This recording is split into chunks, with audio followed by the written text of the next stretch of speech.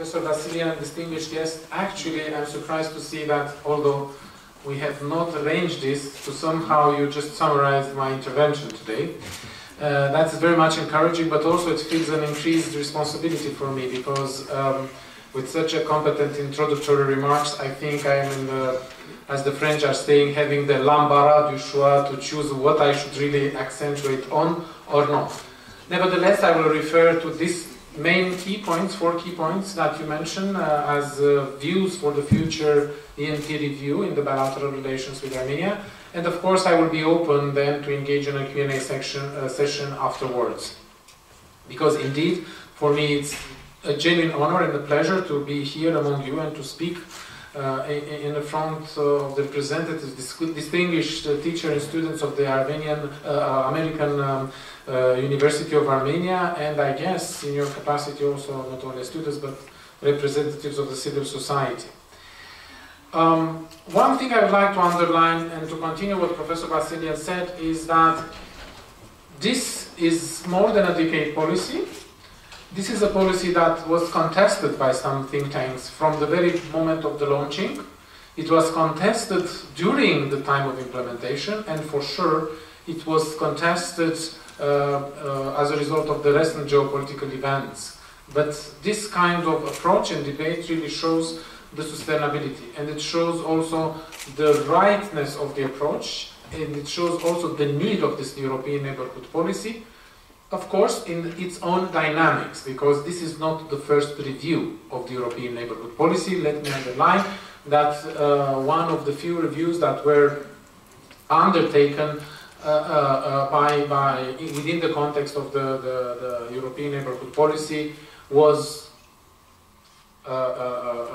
Arab Spring, then it was the Georgia event in 2008, and then when the Eastern Partnership that was launched.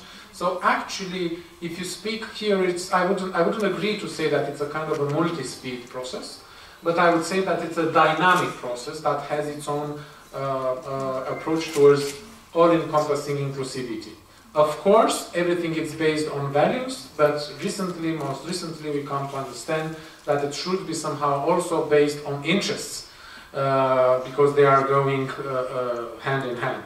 And let me also underline that from the very beginning, the European Union, because of that policy, because of natural proximity, it's actually destined to be a partner of all the countries that are in our neighborhood, while defending the rights of those countries and the rights of those partners to choose independently, and I will underline, to choose independently their own way of further development in a sovereign choice manner. European neighborhood policy was really created to build the EU new partnerships with the European Union direct neighbors, and to build such partnership based on shared values, stability and prosperity.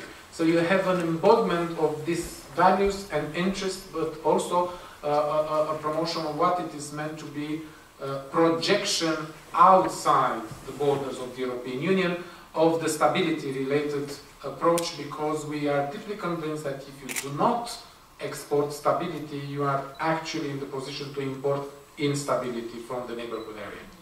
Those fundamental objectives, they are remaining valid now in the general review of the process, and they remain as valid today as they were when the European neighborhood policy was launched and was put forward as a kind of approach towards the partners. And I do believe that, particularly given the present geopolitical situation, it's actually these principles are much more important than ever. Since the European neighborhood policy was launched, so far the geopolitical situation has changed dramatically. And I think that you all have been following these changes recently in number in the Eastern Partnership countries. I mentioned before the crisis to Georgia in 2008. There is ongoing conflict in Ukraine that has been caused by the increasingly assertive policy of the Russian Federation, and that also has exacerbated a little bit the divisions that do exist between the Russian Federation and the European Union. But it's not only the Eastern neighborhood. There is also the southern neighborhood of the European Union, I know this is not that very much of concern here in Armenia, but it's part of the general ENP review, and it really attaches. And actually, this is the point where it started, from the southern neighborhood of the European Union. Syria has been affected by the civil war since 2011. We had before the Arab Spring. Libya is currently on conflict. There is a complex and very difficult transition in Egypt. And the Middle Peace process is marked by a strong immobility, I would say, to express myself diplomatically. And even more recently, you have the war unfolding in Yemen. So this all underlines the clear need to review the assumptions on which the policy was based so far, or it is based so far. We actually need to ensure that the European neighborhood policy can in the future support much more effectively the development of an area of the shared stability, of a shared security, and the projection of prosperity with our partners. We are now, as you mentioned, Professor, undertaking a new revision, a policy that is meant to carry out what we say and what we foreseen from the very beginning, a far-reaching approach and a review to that initially launched policy. We launched already a consultation paper for those who are interested in the European neighborhood policy and the European policy general, European Union policies. They might be aware that this consultation paper is already launched and posted on the website of the European Commission. We also launched this process of a dialogue together with the national governments, with the European Union institutions, with the input that is provided by the civil society organizations. And, of course, we would like to see that what are their views and their expectations for the future development of the Eastern Partnership here in Armenia within the general context of the European Neighborhood Policy Review. We would like to hear from all our neighbors, Armenia included, and that includes not only the authorities, it includes also your views, your learning experiences, your perceptions, and actually would like to outreach to all stakeholders, ranging from the civil society organization, but also reaching up to the high-level governmental and high-level decision makers, business circles, and academia. We want to hear from there what are the expectations, the perceptions of this new review. It's a process that will last for a certain period of time. Now we're in the process of 4 months. We'll have a process of really trying to hear, really to be in the listening mood. Because we want to design this the policy and its implementation to be better adapted to our joint values, but also to our joint interests. And I think that's exactly the new feature of the ENP policy for the future. The Eastern Partnership Summit in Riga, which will be not in the fall, but on May 2001 and 2002, actually tomorrow, if I may say so, will of course be an excellent occasion when the participants, the member states, the representative of the journalists, the representative of the business in the business forum, the representative of the civil society forum, national platforms that are going to gather there, will have the opportunity to additionally express and to additionally provide their inputs in what is going to be their approach, their wishes for the European neighborhood policy review to develop also towards the autumn. Sorry. There are 4 key points, as Professor Basilian put it. First, what can we do to increase the scope of the differentiation in the way that we work together with our partners? Well, I think we need to do more at the European Union level to actually recognize that our partners are different. And that they are different not just between Eastern neighborhood and Southern neighborhood, but they are actually different within Eastern neighborhood and within Southern neighborhood. Some countries like Georgia, like the Republic of Moldova and like Ukraine want a closer integration with the European Union, And in these cases, we really need to reflect at the European Union level actually what are future possible steps that we can provide and that we can assure that these three countries will receive the support they need to undertake the political and economic reforms that are needed for the progressively bringing them in line with the European mainstream. And I carefully formulated that. Why? We are not here at the moment where we can openly say the European perspective. And the European perspective was actually, for those who went in depth for the studying of the European Union enlargement, the engine of the European Union enlargement. So I would like to underline here that we want to get all the support that they need to undertake the political and the economic reforms necessary for progressively bringing them into the European mainstream. You can understand here, of course, that the open door policy will stay and will remain on the table. In what concerns the relations between the European Union and Armenia, relations particular with the European Union, I think that we will continue and we would like to continue to strengthen the cooperation with this country. We have been exploring recently with the Armenian authorities, after of course the association agreement is off the table, we have been exploring with the Armenian authorities what are the ways that we can engage, what is the possible scope for our future engagement, our future cooperation with this country. Of course, we have in that process to bring and to keep in mind the fact that Armenia has new internationally assumed commitments in the process of Eurasian Economic Union integration. We are prepared to continue to support Armenia in areas such as good governance, human rights, fight against corruption, reforming the judiciary, implementation of the mobility partnership and visa facilitation and readmission agreements that are part of our package in force, ratified and in force in the relations with the European Union. We will, of course, moreover, continue to support the civil society with Armenia, and the Commission will soon ask, after we finalize this scoping exercise, the European Union member states to issue the mandate for starting the negotiations with our Armenian partners in trying to build or to design, to negotiate and to conclude a future legal instrument, a future legal agreement that will regulate our bilateral relations with the country.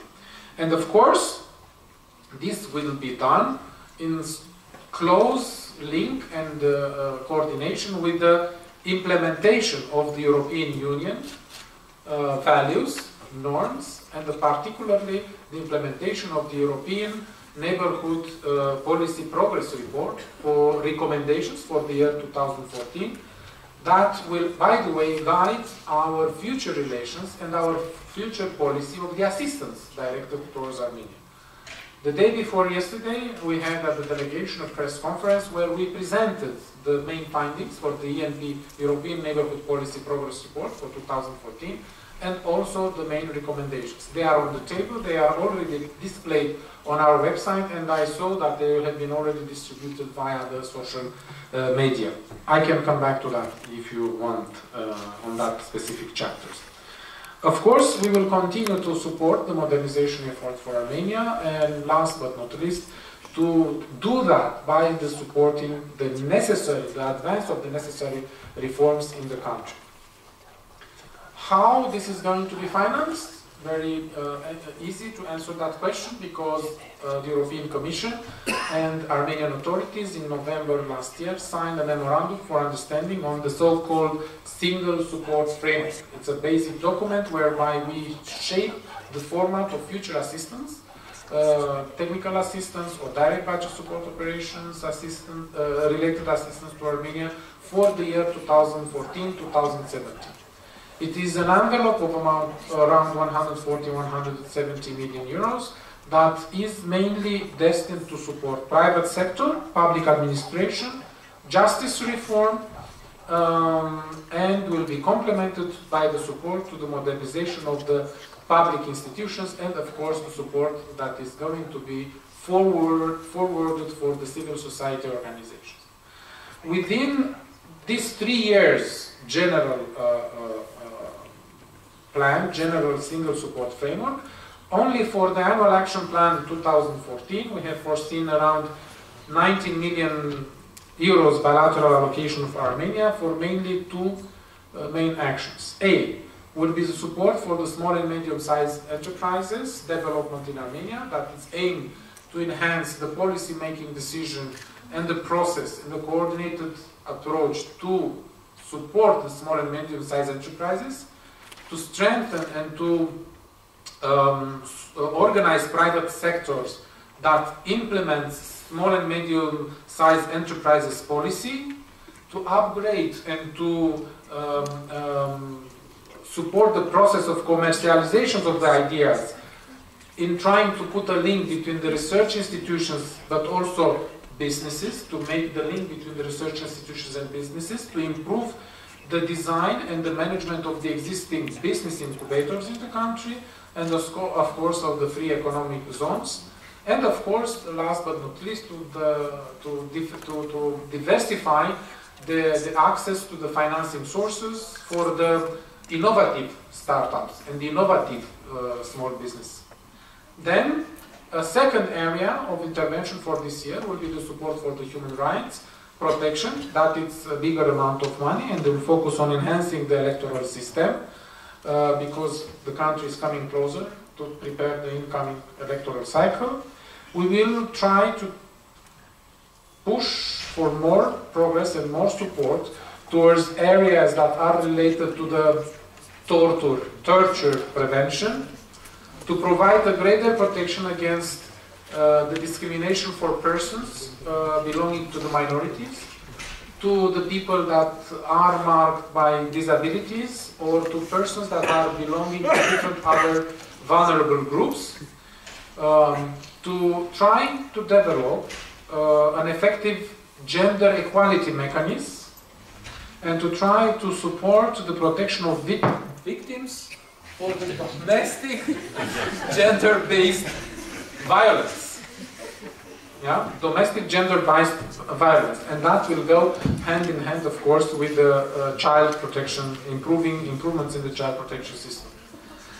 So I mentioned these 2 major actions. I know that they are a little bit dry figures, they are a little bit dry technicalities, but actually, if you need to promote the reforms in those areas, these reforms are not cheap.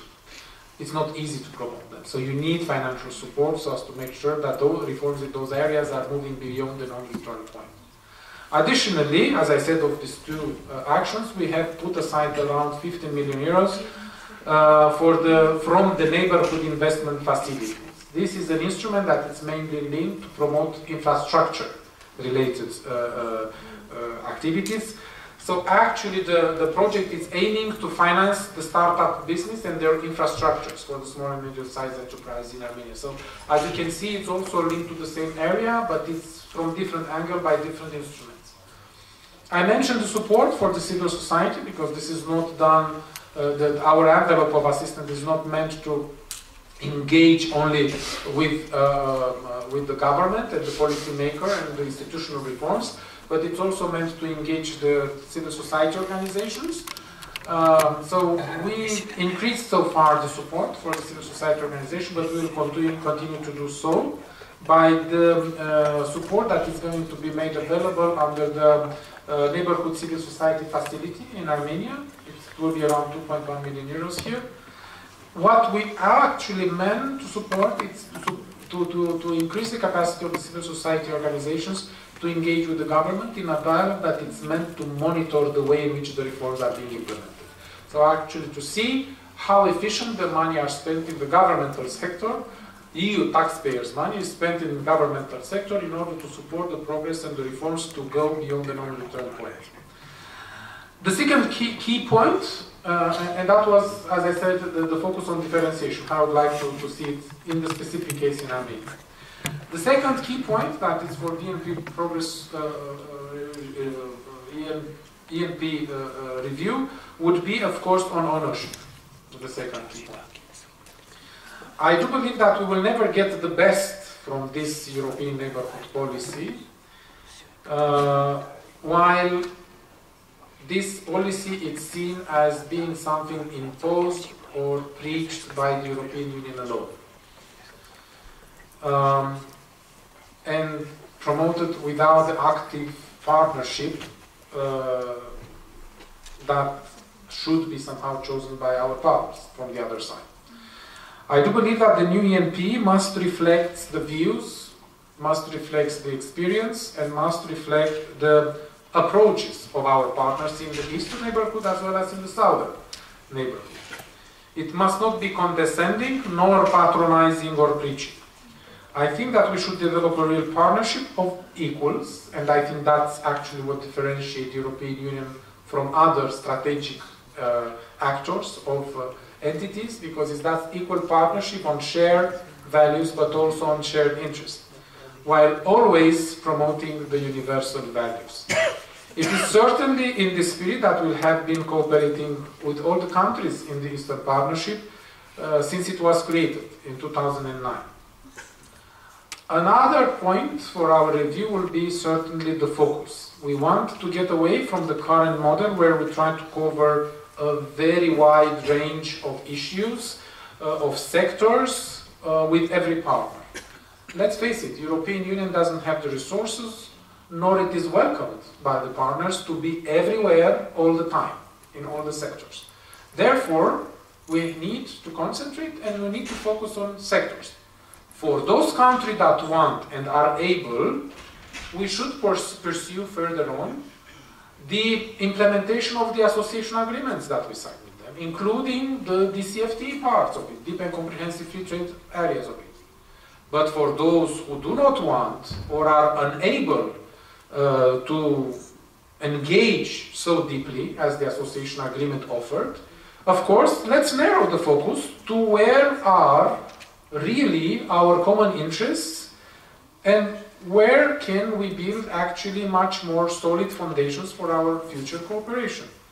And actually, in Armenia's case, we have been requested to do that during the Eastern Partnership Summit in Vilnius.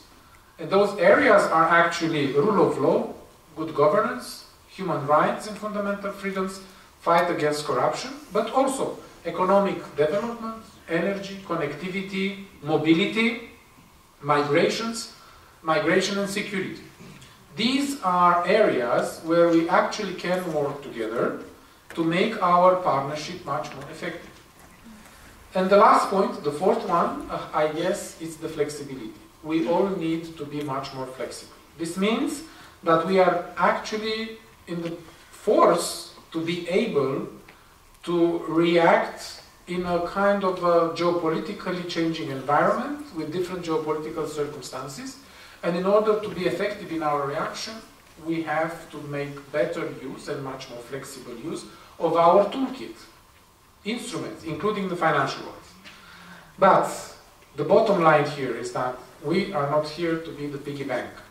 We are not here just to issue the money, because in our view, the values are at the core of what the European Union and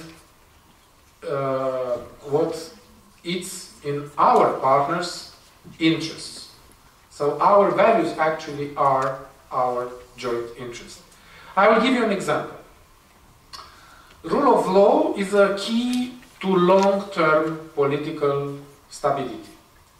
But equally, it's important to attracting foreign investments, particularly in time of crisis, where cash is not available, when remittances are decreasing, or the inflow of financial resources is diminishing. An independent judiciary or a system where justice is free from top-down intervention or is free from corruption, it's also not a value in itself only, but it's also independent in creating an environment for bringing investment and bringing growth.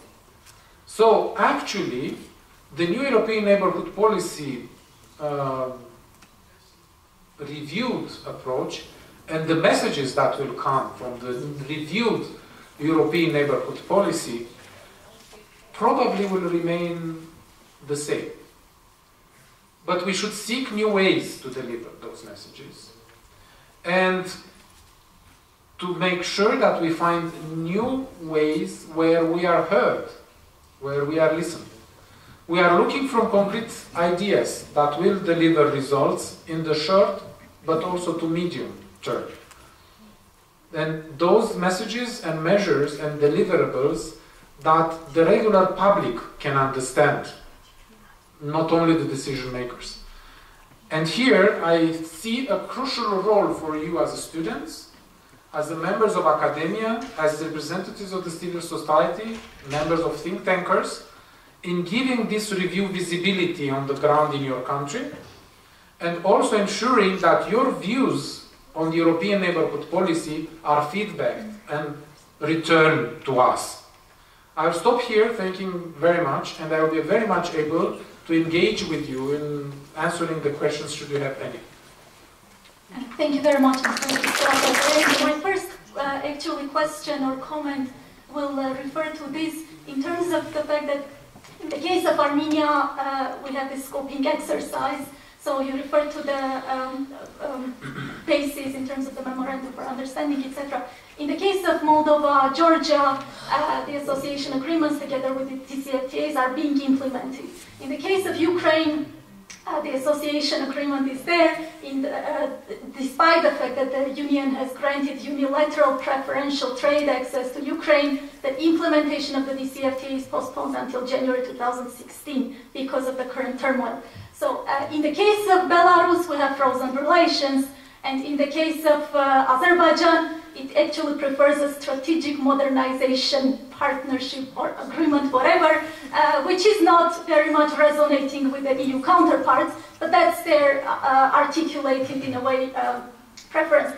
While knowing also that the EU has such strategic agreements only with great powers, allow me to use an IR term, and also entities like NATO, for example. So is Azerbaijan then aspiring for something bigger in a way than the others? But this also leads me to a broader question in the sense that we're witnessing that the neighborhood is being torn apart. What we're also witnessing, and that's the flip side, is that the Union is being torn apart. Not least because you refer to this prioritization of conflicts in the south, especially Libya, Syria, and also, well, the recent terrorist attack in Egypt is also completely unstable. The terrorist attack in Tunisia, which was considered as the pioneer in terms of its democratic transition, as the actually leading Arab Spring wave country. But some EU member states are completely oriented towards the south. Yes, indeed. And geography is a major factor here. Others are fully, in a way, directed towards their priorities, the east, and well, especially Ukraine. So are we witnessing, in a way, this coagulation, which was given importance in the sense that the Union acquired a specific also image because of the unity. In a way now bilateralism, both internally but also externally, is inhibiting regionalism. And this is EU's asset on the global scene also as an important player. To go one step further, maybe I should raise another important question. Once we refer already to this differentiation, and then some countries are really watering down the ENP or the Eastern Partnership or the Union for the Mediterranean, for that matter, and then we focus on their own interests, which may be fully about development. Does this make the EU also some kind of a then development agency and leaves the foreign policy completely in the hands of countries like especially the hegemons in the EU, France and Germany, who can talk to Russia or anyone else in the south in terms of dictating the rules of the game now really when it comes to hard military defense related issues? And that's probably another dilemma I would appreciate if you could tackle. So maybe it's too much, I apologize for that. Another thing I needed to apologize for is sometimes my thoughts are running faster than my words, but the fall, I was referring to the ultimate product in terms of the communication, yes, which will follow up the EMP reviews. Indeed, I apologize for that. I'll start with that. Riga Summit. Riga summit is not dead end for this policy. It will be a benchmark, and there is life after Riga summit, of course, in terms of ENP review. Will be an important benchmark, and there will be an excellent avenue whereby those who are at the east of the general European neighborhood policy will have their chances also to voice their approach on the general review of the ENP progress and its general review. But you're right that the communication most probably will be in autumn. Actually, I do not believe that the European Union is going to be reduced at the role of the development agency. Since Lisbon Treaty was adopted and the functioning treaty precise quite clearly what are the competencies in terms of foreign policy of the European Union and the way that in which the voice is going to be harmonized so as to project the European Union as a global actor.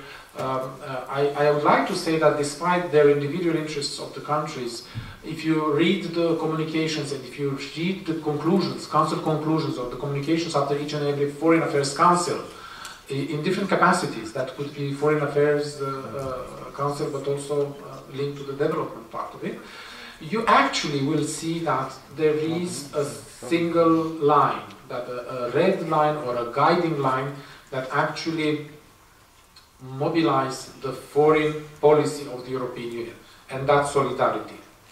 The solidarity is there and it will continue to be there, as the recent conclusion of the Foreign Affairs Council shown, or as the last Gimnik conclusions of the Council of Foreign Ministers put it when the ENP review was launched. You will see here that although the EU is a kind of an entity that unites 28 member states with sovereign decision-making power in terms of foreign affairs and foreign policies, actually this solidarity is the common denominator. And it's based on the fact that there is a single interpretation of the international law and standards. And here we have the connections with the values. It is impossible to admit that we are not living in the 21st century, whereby the international law should take precedence over, I would say, where the force of law should take precedence on the law of force. And this is the main principle that will continue to be at the basis of our future policy into the whatever the partner is referring to. Actually, if you look to the consultation paper of the European Neighbourhood Policy Review, you will see that we will try to examine how the European Union could support its neighbors in the interactions with their neighbors. It's very, I would say, loosely, not loosely, but it might sound a little bit ciphered in the document. But neighbors of our direct neighbors are important. Why? Because the review will look at how better to ensure greater coherence between the European neighborhood policy and the EU relations with Russia, with the European relations with Central Asia, or with the European partners that are in Africa or the greater Middle East. So actually, while we are going to engage and to discuss this with our partners that are in the East and into the South, we will be looking together with them, to reflect together with them in a way on how we can engage with their neighbors into the future. And that shows a sign of maturity and of responsibility that we have. And this can only be made if it has a kind of a comprehensive approach, not reduced to the scope or to the perception of a development agency, but rather in a kind of a concentration with the major partners into the future. Questions?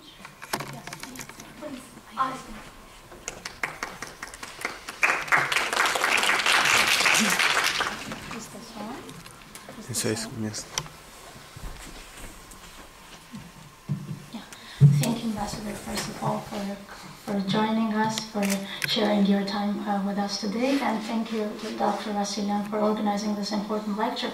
I have a question regarding an important dimension that you mentioned, related to the civil society inclusion into the monitoring processes. over the activities of the national governments. I would like to ask specifically, how do you see this process being implemented, meaning their inclusion into the oversight over the budgetary support provision specifically, and who exactly you see to be implementing this? Are you expecting the Armenian National Platform of the Eastern Partnership Civil Society Forum to be involved, or do you think of cooperating, maybe going beyond the platform and also including some other civil society organizations? So I would like you to elaborate specifically on that, because this is not only I personally consider this to be a very important thing in finding our Armenian civil society's role in this current situation when the post failure of the signature of the association agreement, but it's also part of the findings of a recent research that I myself conducted with the support of Open Society Foundations, which I definitely am looking forward to share with you. Thank you very much. Well, of course, we will continue to support civil society organization by different tools, not only financial one, but also by the means of dialogue and engaging. You might be aware that there are different platforms at the European level, but also here in Armenia, you mentioned the Civil Society National, Eastern Partnership Civil Society National Platform, of course will be the main interlocutor, and for obvious reasons. I do not want to go in very much details. It's a coalition of NGOs that is actually built upon the main ideas to promote and the values that are enshrined jointly in the Eastern Partnership. As a kind of subdivision, if you want, of the European neighborhood policy.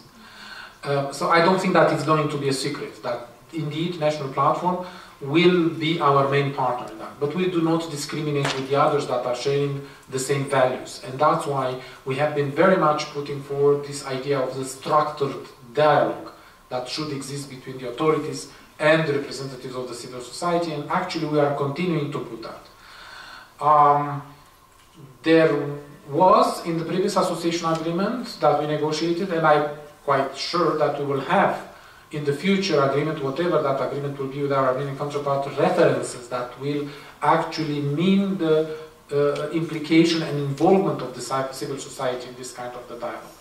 By the time we will reach to that document, we already are engaged with civil society, actually representing the national platform or not, but relevant for our areas of interference. We already started since last year to include the civil society organization in the steering committees for the instruments that we have in implementing direct budget support operations for those three areas, to include the civil society also in the national board, and I'm quite sure that this practice will continue, because it's the best way whereby the commonly shared values and expertise can be put into the light of this support, financial support for pushing forward the reforms. I indicated before some figures. There are also some other instruments. Actually, from the general financial instruments that we put, all in all the total, around 5% will go actually to the capacity building and the support of the civil society organizations. There are the instruments that are ongoing, and they are used in a non-discriminatory manner to all the organizations in the European Instrument for Democracy and Human Rights for the non-state actors and local authorities, and this is going to continue. There is the new instrument, Endowment for Democracy, that was centrally managed by our colleagues in Brussels, and also there are the regional schemes and projects that are rather targeted to sectoral approach in different areas of activities, whereby civil society organization has not only the political platform, the discussion platform, not the political, but the discussion platform, but also the networking and financing platform that can be drawn as experience for the future. And last but not least, the European Union Neighborhood Civil Society Facility, which actually is the instrument designed for the entire neighborhood to put support. But I got your question not in terms of financing possibilities. I got your question in terms of how actively and how direct you engage. I do believe that by joint reflection and seeing how to measure the deliverables how to monitor the deliverables of this direct budget support operation will be the key role. And that specifically I envisage when I said that the capacity building for the civil society that is going to be foreseen for the years 2014-17 will mean actually to help the civil society to monitor the policy reforms in those areas. In terms of dialogue, of course, we have different occasions on sectoral meetings that we are doing at the delegation. There is this online consultation platform that we actually instrumentalize when, for instance, we designed the roadmap for the civil society. We'll come back to that for the next iteration. It's time-consuming, but it's extremely useful because we actually receive the feedback on how the civil society organization perceive our policies and also governmental policies, but also their own approach and policies by the civil society, and really helps a lot. Thanks.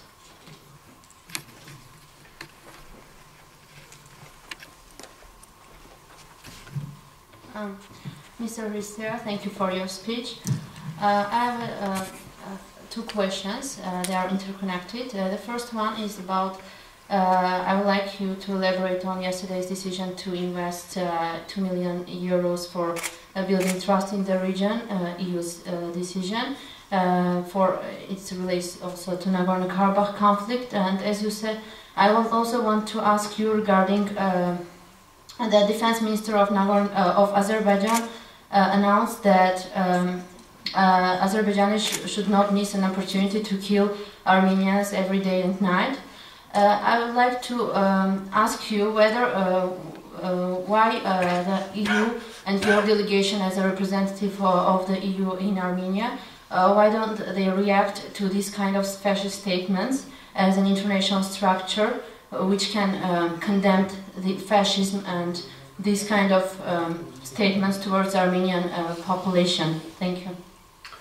Well, our language is a language of positive engagement, and the European Union really remains all the time concerned about the incidents that were along the line of contact, that were along the border areas between Armenia and Azerbaijan. What we actually do, we encouraging both sides to redouble their efforts and really to avoid these kinds of incidents to happen in the future. What the European Union is actually doing is to keep the engagement with both sides via this instrument that we have, the European Union Special Representative for the conflict in Georgia and Southern Caucasus, Ambassador Zaber, but we are not part of the settlement mechanism related to Nagorno-Karabakh. What we do, we actually try, and that was the aim of that support, financial support that we provide, it's first to support the regular monitoring activities of the personal representative of the OSCE chairmanship in office, and to try to support his efforts to put in place a mechanism that will investigate the incidents along the front lines. We really called on Armenia and Azerbaijan to really conduct comprehensive negotiations that will lead to a sustainable solution, because it's our endeavor to support the OSCE Minsk group, co-chairs in trying to identify a peaceful and lasting solution to the conflict based on the so-called Madrid principles. It's their competency. We try to build a support that will lead to a conducive atmosphere able to facilitate this kind of lasting settlement. And that's why we invest in these projects that were in the parallel track to try to increase that confidence building. But the ultimate decision will be, of course, with the sides and, of course, in the hands of the Minsk group. But you didn't answer to my first question regarding 2 million investment to trust building, yesterday's EU decision. Well, I think I did. I mean, that's actually a trust building to conducive to elaborate an atmosphere. That trust. To what it will be aimed, and what project, what actions will be taken? Dialogue and communication. dialogue and communication between the parts of societies. I don't think there is that much dialogue, particularly in the atmosphere of the rhetorics you mentioned. So we will not involve ourselves in the settlement, but we will try to involve ourselves in building the confidence, a positive atmosphere that is really aimed to improve the settlement chances.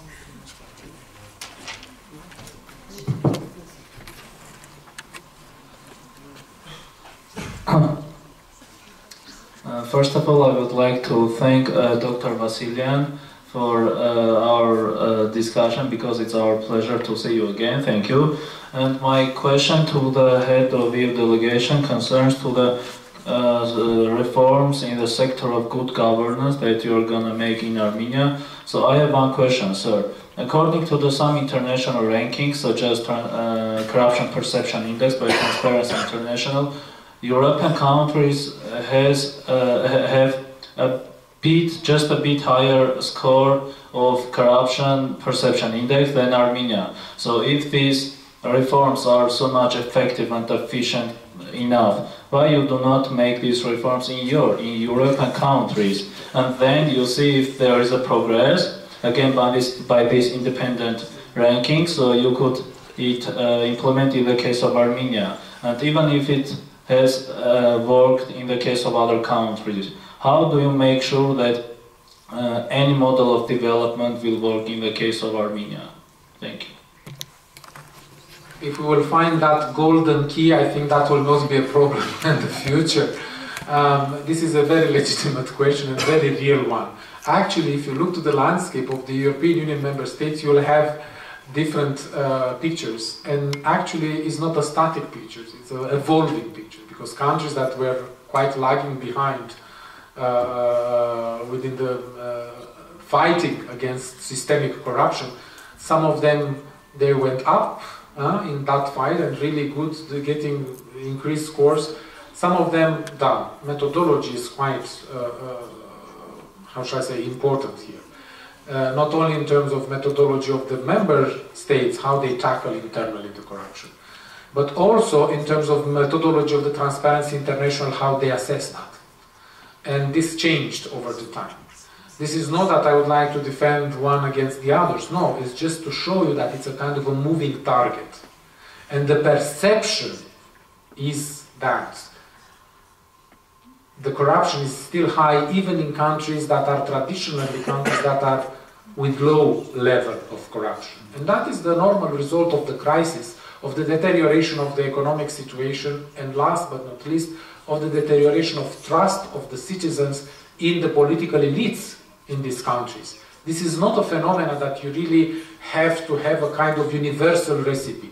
What we do in our relation with Armenia is not to preach or to teach the lessons from top down, what some countries that in your view might be less successful in fighting corruption in Europe, to teach those lessons here in Armenia. No. What we really try to do is really to engage in a policy dialogue and to support the systemic reforms that actually will make the tendency towards the corruption less palpable, less, how should I say, less encouraging, or less tempting, so to speak. So you can name here issues that could be related to the ineffective law enforcement. You can name here issues that could be related to the reform of the judiciary. You can name here issues that are related to the inbuilt of these systems, which sometimes lies in the, I don't know, electoral reform, or conditions of prisons, or gender, or discrimination. I mean, you can name it. Economic activities, administrative behavior. These are issues that are specific here in the country in Armenia, but they're also specific in many EU member states, and it's a reality. The problem here is really to identify those mechanisms whereby this becomes less attempt. And I can give examples of some countries that they recently joined the European Union, and whereby the system of, how shall I say, fight against corruption really started to deliver, particularly because of the reforms in the judiciary. And particularly because of the reforms have been monitored during the so-called monitoring mechanism, MCV, yeah? Monitoring, cooperation and verification mechanism. So this is not an area where you can expect, I would say, concrete deliverables overnight. For that, you really need to have first the political will and then the administrative capacity and the financial resources to make sure that the judiciary, it's actually an independent mechanism working by itself, far from political intervenence, far from economic intervenence, and particularly designed in itself as a kind of a staying, self-sustainable system, which really implements the genuine separation of powers. So it's not a recipe that we are preaching, it's just a systemic support that we try to transfer the best lessons learned to the countries so as to make sure that this is somehow controlled and diminished. Yeah, thank you for your answer. I fully get the point. But just one remark, okay, if you allow. As far as I know, you have already implemented all these reforms in the framework of judiciary system and these laws in Moldova, but still according to the CPI index in 2014, its score is even lower than Armenia. So, yeah, thank you. No, as I said, you're right. The perception is different and it will continue to be like that because I would not use the past tense, you implemented. I would use we are implementing. Yeah. It's an ongoing process. So the results are still today to be developed. Let me give you an example of Romania and Bulgaria. They started this kind of the reform process more than 10 years ago, and actually only now you can see the results. So it's quite an evaluating process. I mean, as I said, you cannot expect this overnight.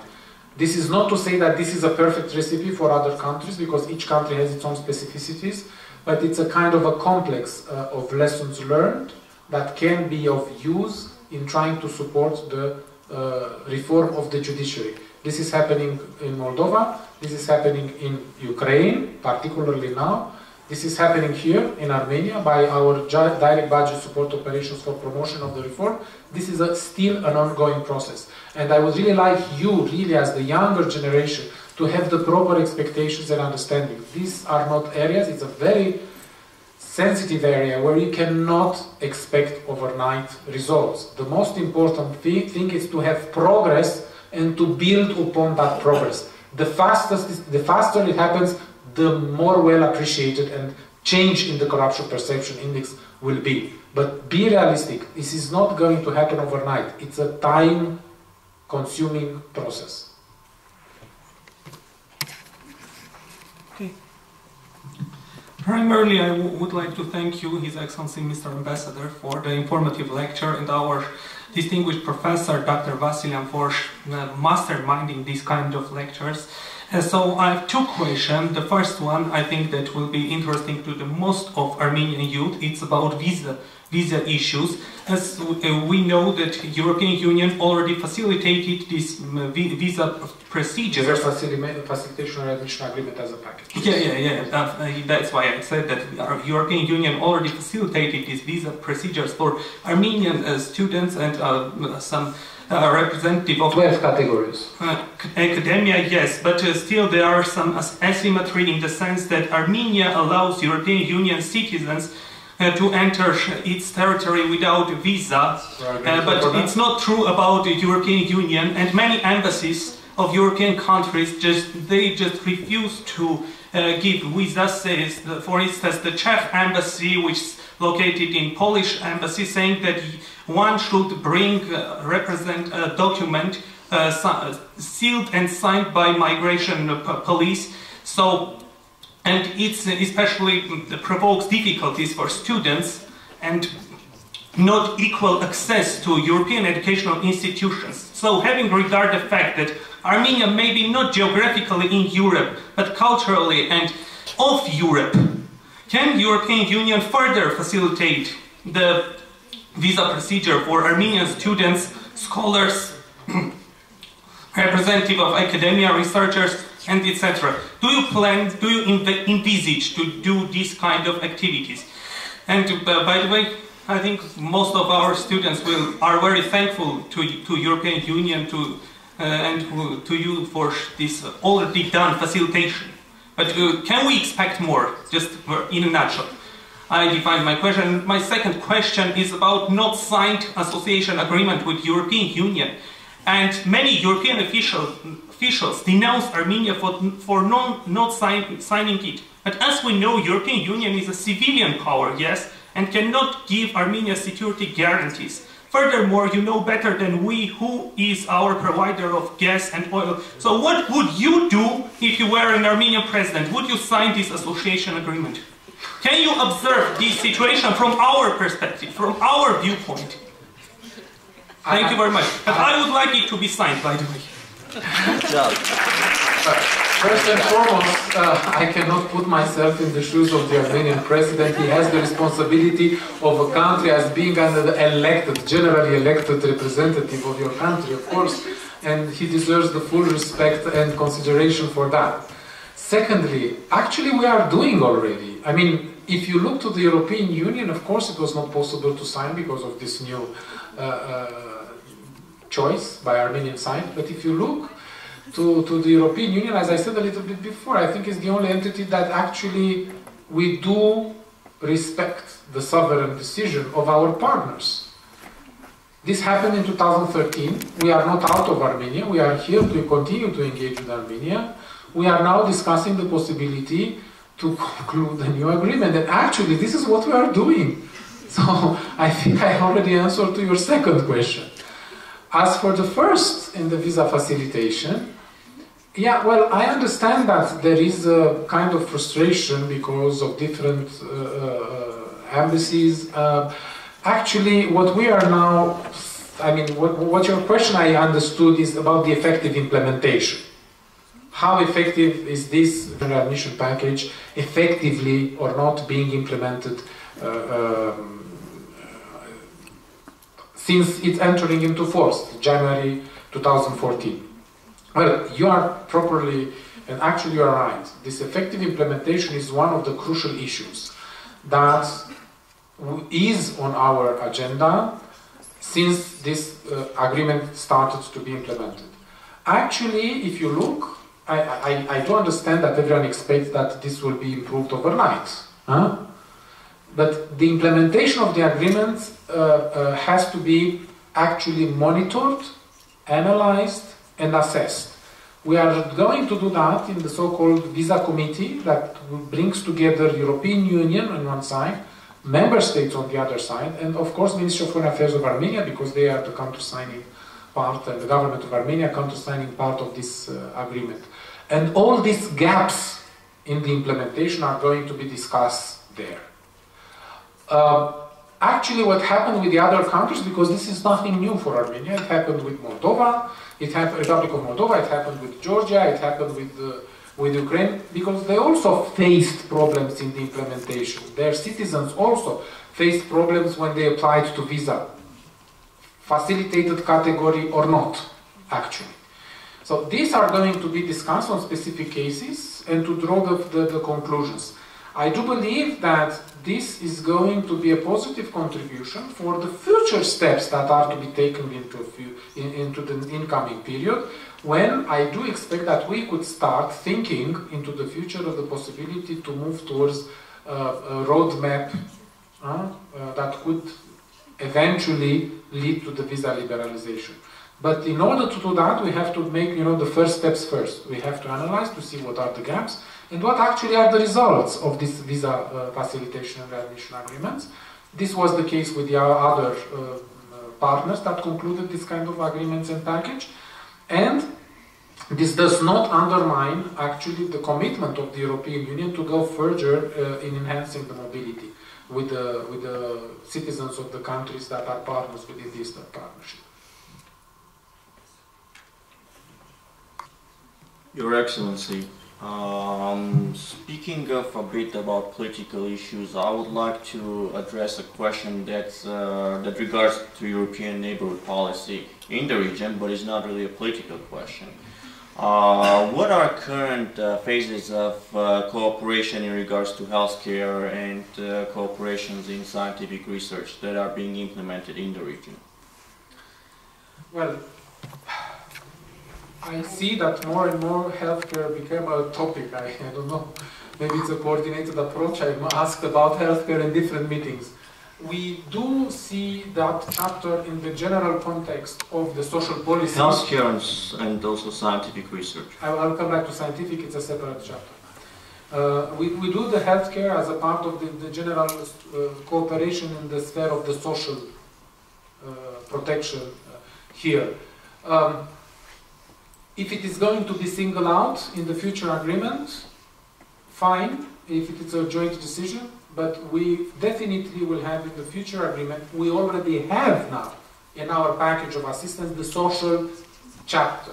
Whether you speak about the child protection, if you speak about single support for the social services is there. But the word healthcare as such, it's somehow diluted, and you are right. When it comes to the scientific cooperation, of course, we are now engaged in the Horizon 2020 dialogue very intensively. I hope that by Vilnius we have an important progress in achieving that. Let's hope, let's think for the better. And actually, since the last year, Armenia already concluded the agreement for providing access to the so-called European Union programs and projects.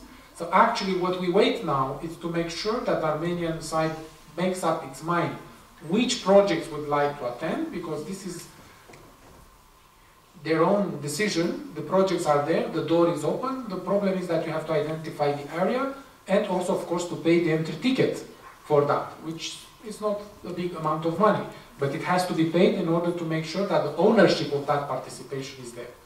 But in scientific area, we do believe that for the Horizon 2020 we will move quite fast in the immediate future.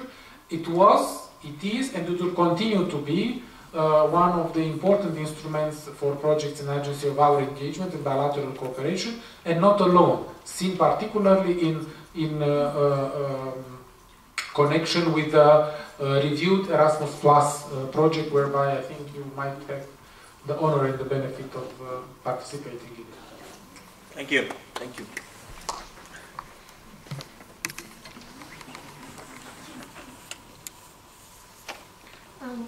Mr. Hristea, thank you for your time. My question concerns also the question that was actually raised before about the confidence building measures between Armenia and Azerbaijan, and we know that there is no confidence at all.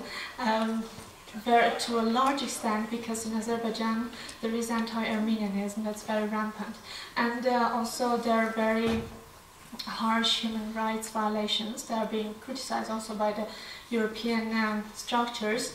So I wonder whether European Union, by any projects and programs in Azerbaijan, can actually possibly mitigate this problem, or is it only in terms of the statements that it can be addressed? Thank you.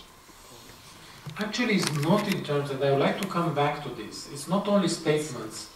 What the European Union is doing via the European Union Special Representative in meeting and trying to support this kind of building of confidence by the projects that we are doing regionally, not only here, not only in Azerbaijan, but we are doing them regionally. We really try to bring a kind of atmosphere that is positive and it's conducive to the dialogue.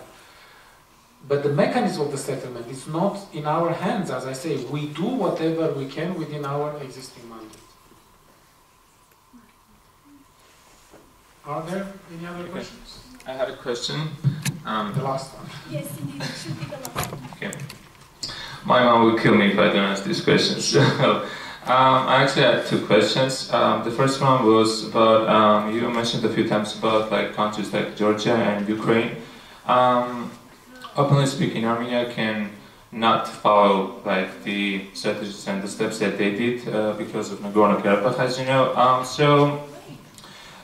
Regarding Russia, don't you think that the attitude or so-called like sanctions against Russia are really mild? What EU has like against Russia, like, because like it's really unacceptable what Russia is doing right now in terms of Ukraine and the human rights and violation, like almost in all the spheres. And my second question, as you know, next month is the 100th anniversary of the Armenian genocide, and don't you think that it's time for the EU to come out with a specific announcement and to find like courage to face the history and to say that we accept that Armenian genocide has happened? Because I do believe that human values and just like human values stop existing the moment we stop speaking out of the things that really matter. And what's your opinion about that? Well, as regards Russia, I think that what is important now is actually that respect by all parties for their commitments regarding the Minsk package will have a large bearing on how the European Union and our partners view the situation in Riga. As in the past, we remain quite open and transparent on the EU cooperation with our partners. We are ready to inform our third partners in Riga how things are going on. But let me stress that Eastern Partnership is an instrument, part of the European neighborhood policy, but as an instrument, specific instrument, is between the European Union and 6 partners. Just as the agreements that we have signed with different countries remains a bilateral instrument. So I would like to say that the future cooperation in the Eastern Partnership will be decided by the European Union and its partners only, and no one else. It is our joint project. When it comes to the the centennial commemoration, if the memory doesn't fail me, I do believe that we had quite a lot of resolutions adopted by the European Parliament referring the genocide. There is some political families, they already did it, like the European People's Party. You have the recent resolution that has been adopted here in Yerevan by the Euronest, and some member states that already recognized officially the genocide. But European Union is a sui generis entity whereby all the member states are sovereign. So we have to take into account that different member states have different stance on that. The bottom line is that we would like really to look into the future. We are a promoter of a policy of the reconciliation, and that was the general policy of the European Union. And the whole construction of the European Union is based on the reconciliation models. So we would like to see that reconciliation happening here, and that into the future the Armenian and Turkish relations will restart to be pursued, rebuilt, based on the normalization without precondition principle. I think that it's very much important not to forget that there are millions of people in Europe that are together with you in expressing their sympathy for what happened 100 years ago. And I think that if there is all the member states that actually recognize, this is not because of the lack of activities of the European Union. You really have to have in mind that each and every member state have their own also sovereign decision-making policy.